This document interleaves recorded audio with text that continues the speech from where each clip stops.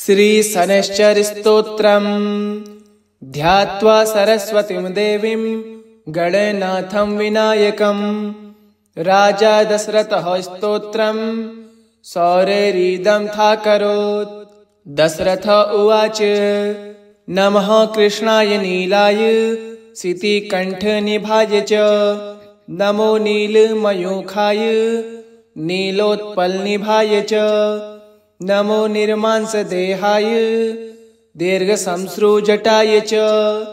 नमो विशालनेत्राय शुष्कोदरभयानक। नमः परशगात्राय स्थूलरोमाय वै नमः। नमो नित्यं सुधात्राय नित्यतृप्ताय ते नमः।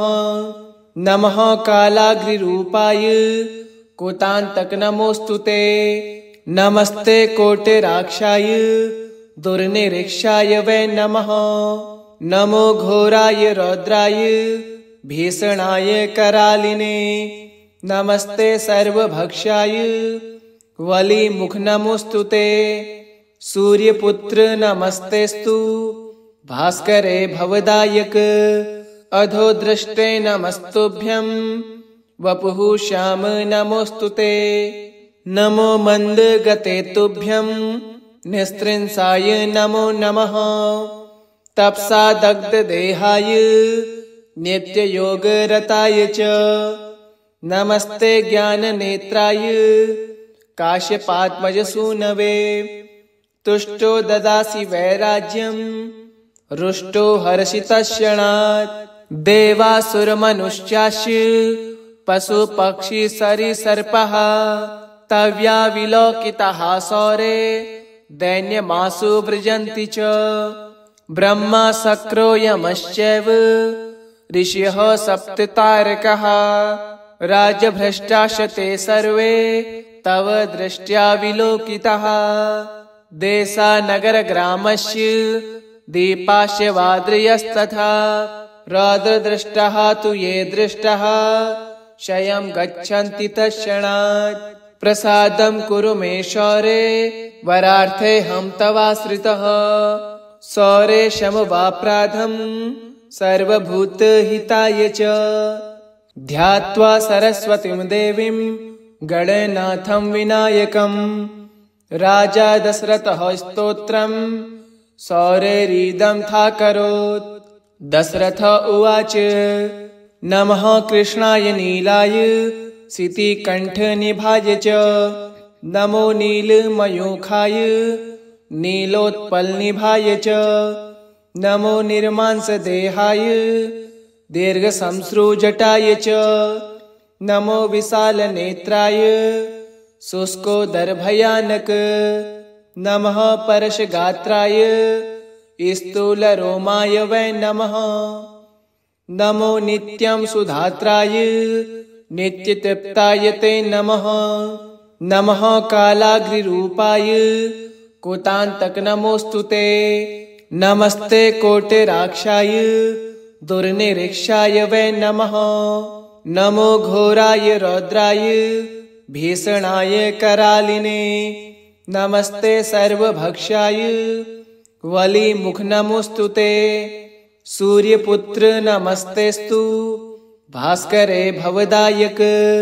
अधोदृष्टे नमस्तुभ्यं वपुः श्याम नमोऽस्तु ते।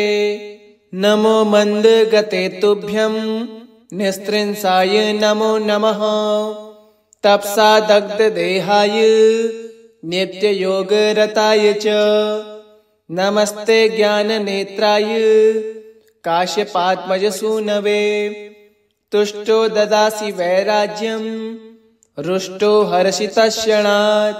देवासुरमनुष्याश्च पशुपक्षी सरीसर्पः तव्या विलोकिताः सौरे दैन्यमासु व्रजन्ति च। ब्रह्मा शक्रो यमश्चैव ऋषयः सप्ततारकाः राजभ्रष्टाश्च ते सर्वे तव दृष्ट्या विलोकिताः। देशानगरग्रामस्य दीपाश्च वाद्रयस्तथा रौद्रदृष्टाः तु ये दृष्टाः क्षयं गच्छन्ति तत्क्षणात्।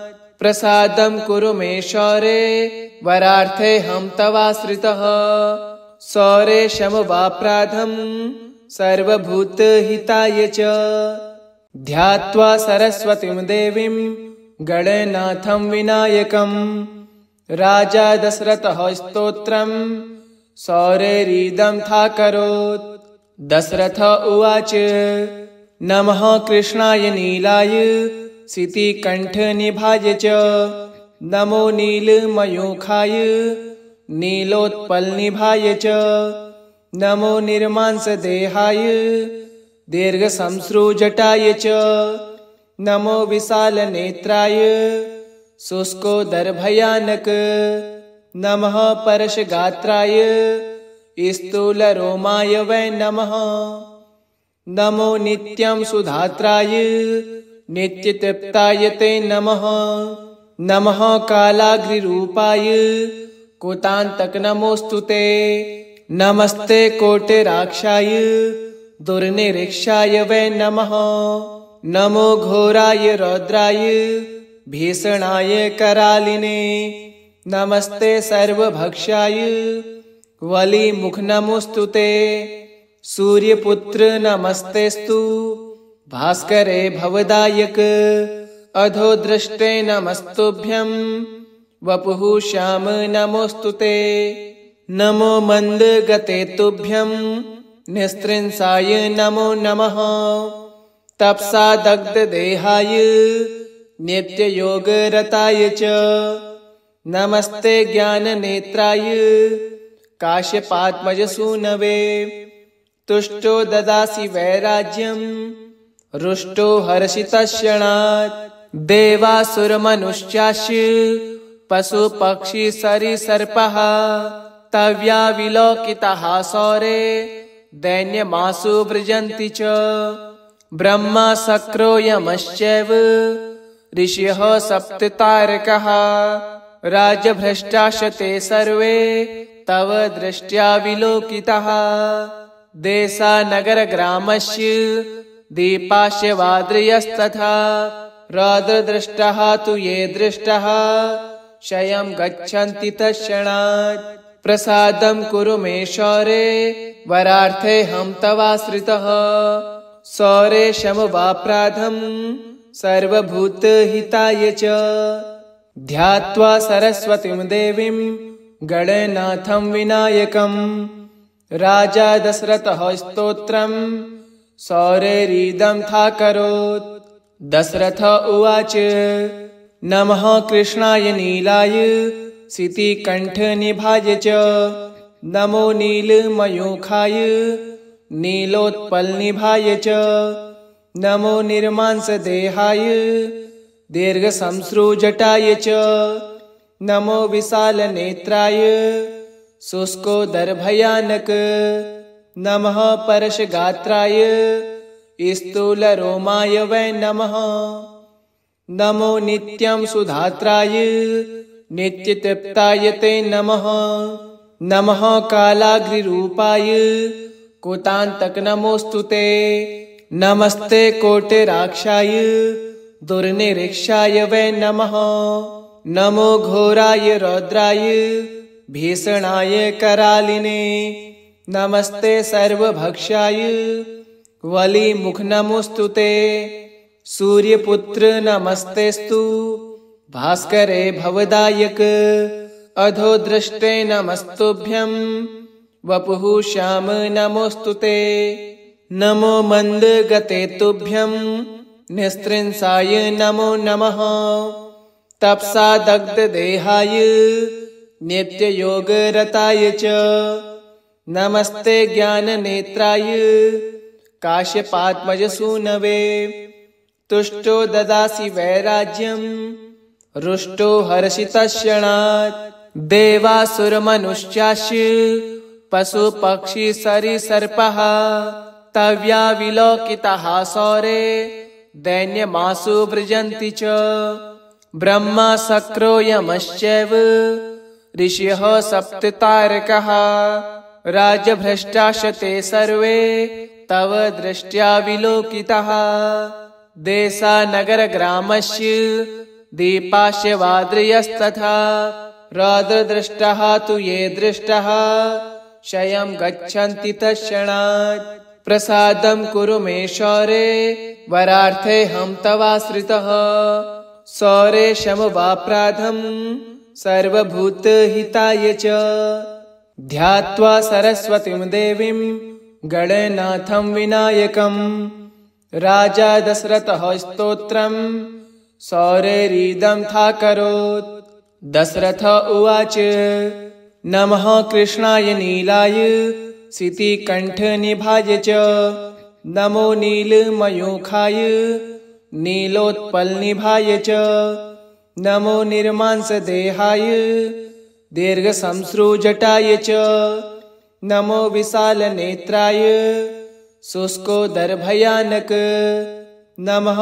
परशगात्राय स्थूलरोमाय वै नमः नमो नित्यं सुधात्राय नित्यतृप्ताय ते नमः नमः कालाग्निरूपाय कुतान्तक नमोऽस्तु ते नमस्ते कोटिराक्षाय दुर्निरीक्षाय वै नमः नमो घोराय रौद्राय भीषणाय करालिने नमस्ते सर्वभक्षाय वलिमुख नमोऽस्तु ते सूर्यपुत्र नमस्तेस्तु भास्करे भवदायक अधोदृष्टे नमस्तुभ्यं वपुः श्याम नमोऽस्तु ते नमो मन्दगते तुभ्यं निस्त्रिंसाय नमो नमः तपसा दग्धदेहाय नित्ययोगरताय च नमस्ते ज्ञाननेत्राय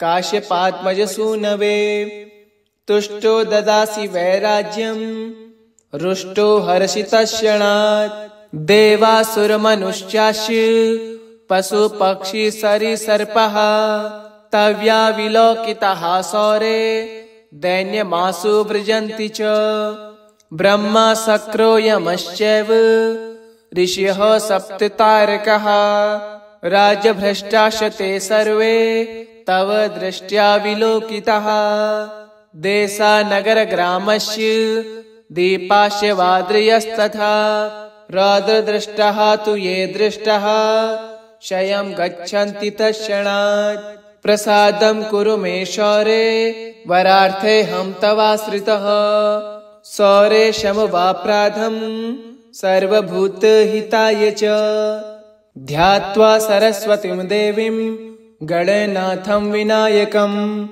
राजा दशरथः स्तोत्रं सौरेरीदं थाकरोत् दशरथ उवाच नमः कृष्णाय नीलाय सितिकण्ठनिभाय च नमो नीलमयूखाय नीलोत्पलनिभाय च नमो निर्मांसदेहाय दीर्घसंश्रुजटाय च नमो विशालनेत्राय शुष्कोदरभयानक नमः परशगात्राय स्थूलरोमाय वै नमः नमो नित्यं सुधात्राय नित्यतृप्ताय ते नमः नमः कालाग्निरूपाय कुतान्तक नमोऽस्तु ते नमस्ते कोटिराक्षाय दुर्निरीक्षाय वै नमः नमो घोराय रौद्राय भीषणाय करालिने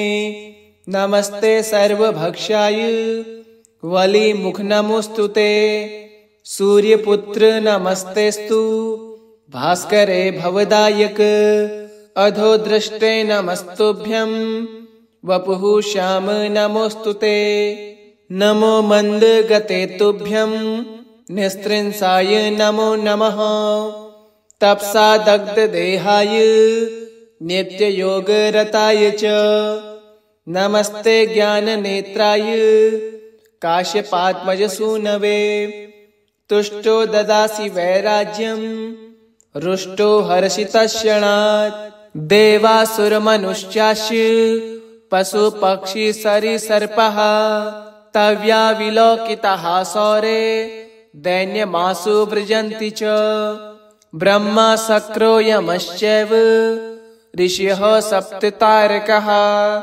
राजभ्रष्टाश्च ते सर्वे तव दृष्ट्या विलोकिताः।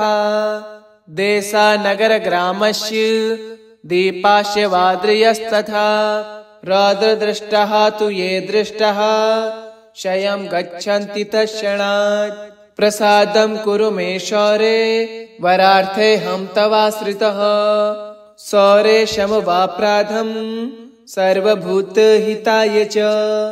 ध्यात्वा सरस्वतीं देवीं गणनाथं विनायकं राजा दशरथः स्तोत्रं शौरेरिदं थाकरोत्। दशरथ उवाच नमः कृष्णाय नीलाय सितिकण्ठनिभाय च। नमो नीलमयूखाय नीलोत्पलनिभाय च। नमो निर्मांसदेहाय दीर्घशंश्रुजटाय च। नमो विशालनेत्राय शुष्कोदरभयानक। नमः परशगात्राय स्थूलरोमाय वै नमः। नमो नित्यं सुधात्राय नित्यतृप्ताय ते नमः। नमः कालाग्निरूपाय कुतान्तक नमोऽस्तु ते। नमस्ते कोटिराक्षाय दुर्निरीक्षाय वै नमः। नमो घोराय रौद्राय भीषणाय करालिने। नमस्ते सर्वभक्षाय वलिमुख नमोऽस्तु ते। सूर्यपुत्र नमस्तेस्तु भास्करे भवदायक। अधोदृष्टे नमस्तुभ्यं वपुः श्याम नमोऽस्तु ते। नमो मन्दगते तुभ्यं निस्त्रिंसाय नमो नमः। तपसा दग्धदेहाय नित्ययोगरताय च। नमस्ते ज्ञाननेत्राय काश्यपात्मजसूनवे। तुष्टो ददासि वैराज्यं रुष्टो हर्षितक्षणात्। देवासुरमनुष्याश्च पशुपक्षिसरीसर्पाः तव्या विलोकिताः शौरे दैन्यमासु व्रजन्ति च। ब्रह्मा शक्रो यमश्चैव ऋषयः सप्ततारकाः राजभ्रष्टाश्च ते सर्वे तव दृष्ट्या विलोकिताः। देशानगरग्रामस्य दीपाश्च वाद्रियस्तथा रौद्रदृष्टाः तु ये दृष्टाः क्षयं गच्छन्ति तत्क्षणात्। प्रसादं कुरु मे शौरे वरार्थेऽहं तवाश्रितः। शौरे शमवाप्राधं सर्वभूतहिताय च। ध्यात्वा सरस्वतीं देवीं गणनाथं विनायकं राजा दशरथः स्तोत्रं शौरेरिदं थाकरोत्। दशरथ उवाच नमः कृष्णाय नीलाय सितिकण्ठनिभाय च। नमो नीलमयूखाय नीलोत्पलनिभाय च। नमो निर्मांसदेहाय दीर्घशंश्रुजटाय च। नमो विशालनेत्राय शुष्कोदरभयानक। नमः परशगात्राय स्थूलरोमाय वै नमः।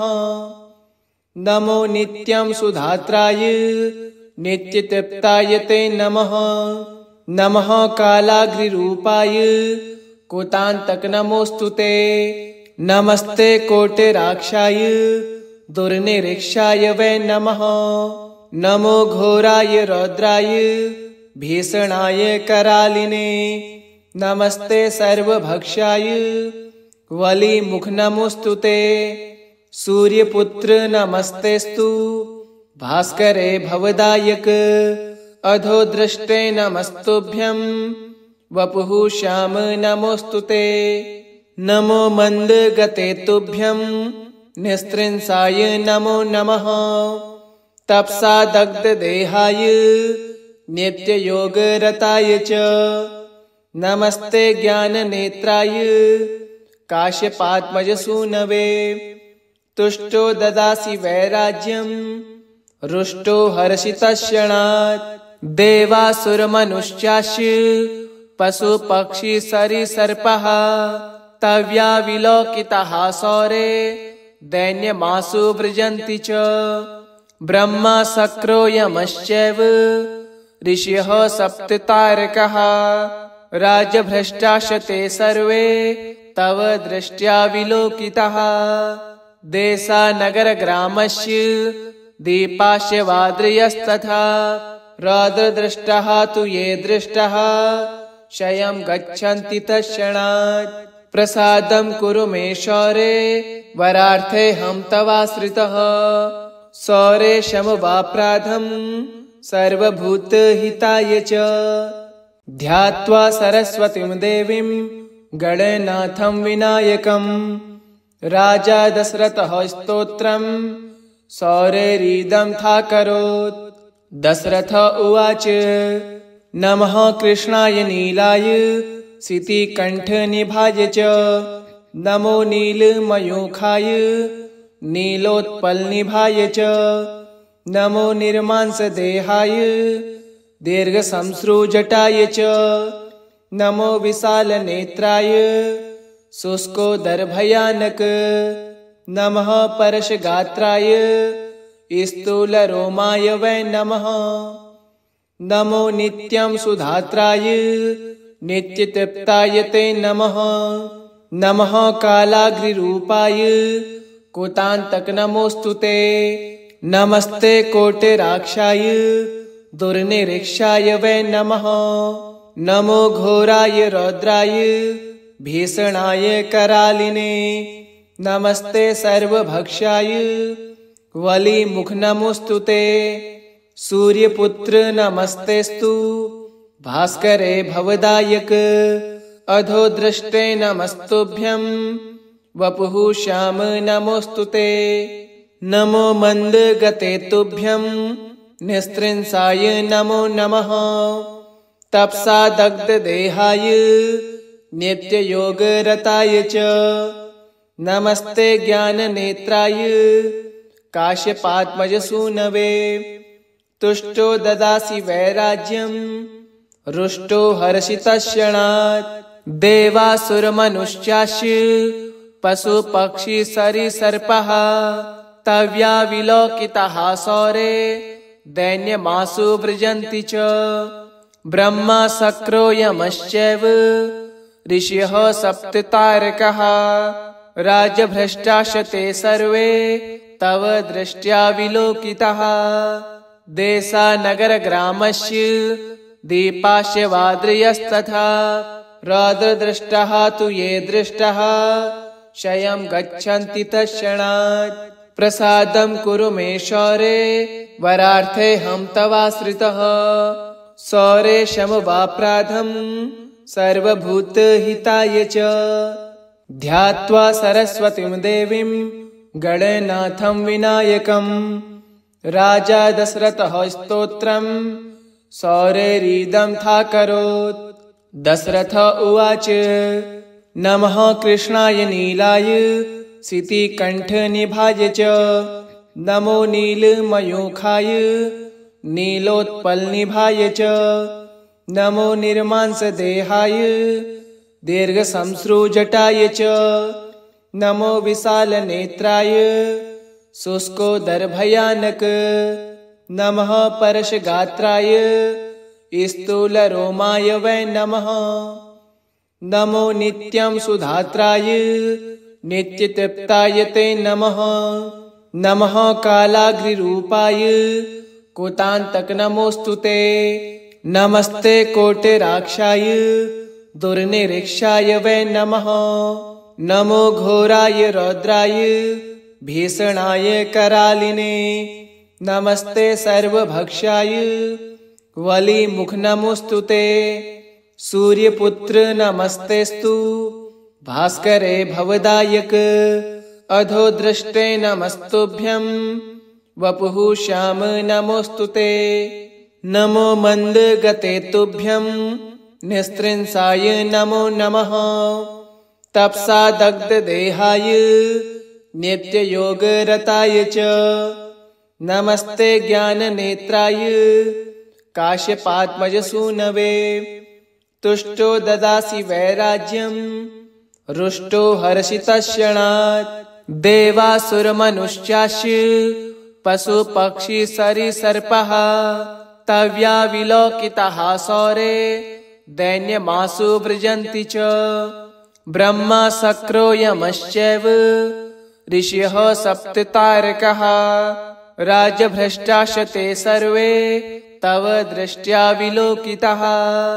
देशानगरग्रामस्य दीपाश्च वाद्रयस्तथा रौद्रदृष्टाः तु ये दृष्टाः क्षयं गच्छन्ति तत्क्षणात्। प्रसादं कुरु मे शौरे वरार्थेऽहं तवाश्रितः।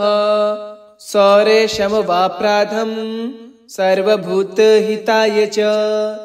ध्यात्वा सरस्वतीं देवीं गणनाथं विनायकं राजा दशरथः स्तोत्रं शौरेरिदं थाकरोत्। दशरथ उवाच नमः कृष्णाय नीलाय सितिकण्ठनिभाय च। नमो नीलमयूखाय नीलोत्पलनिभाय च। नमो निर्मांसदेहाय दीर्घशंश्रुजटाय च। नमो विशालनेत्राय शुष्कोदरभयानक।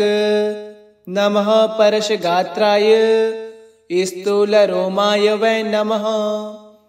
नमो नित्यं सुधात्राय नित्यतृप्ताय ते नमः। नमः कालाग्निरूपाय कुतान्तक नमोऽस्तु ते। नमस्ते कोटिराक्षाय दुर्निरीक्षाय वै नमः। नमो घोराय रौद्राय भीषणाय करालिने। नमस्ते सर्वभक्षाय वलिमुख नमोऽस्तु ते। सूर्यपुत्र नमस्तेस्तु भास्करे भवदायक। अधोदृष्टे नमस्तुभ्यं वपुः श्याम नमोऽस्तु ते। नमो मन्दगते तुभ्यं निस्त्रिंसाय नमो नमः। तपसा दग्धदेहाय नित्ययोगरताय च। नमस्ते ज्ञाननेत्राय काश्यपात्मजसूनवे। तुष्टो ददासि वैराज्यं रुष्टो हर्षितक्षणात्। देवासुरमनुष्याश्च पशुपक्षी सरीसर्पः तव्या विलोकिताः सौरे दैन्यमासु व्रजन्ति च। ब्रह्मा शक्रो यमश्चैव ऋषयः सप्ततारकाः राजभ्रष्टाश्च ते सर्वे तव दृष्ट्या विलोकिताः।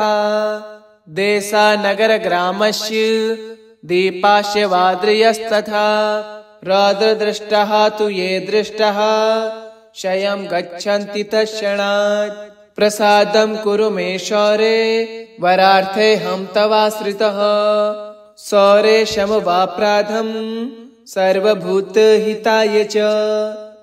इति श्री दशरथकृत श्री शनैश्चर स्तोत्रम् सम्पूर्णम्। ओम शनैश्चराय नमः।